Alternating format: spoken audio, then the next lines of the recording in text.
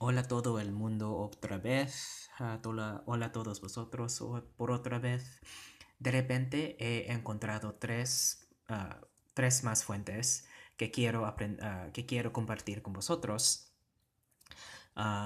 El primero es del padre Francisco Encina, que es la gramática Bisaya Cebuana, que ha publicado en 1883.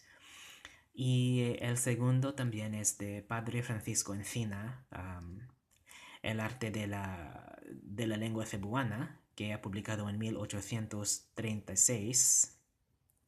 Y ambos los dos son buenos porque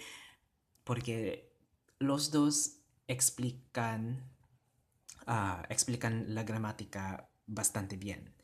Am, y hay muchas informaciones sobre la gramática y la fonología también. Y finalmente tenemos aquí el arte de la lengua bisaya de la provincia de Leyte, am, de Domingo Esquera. Pero este fuente no tengo mucha información.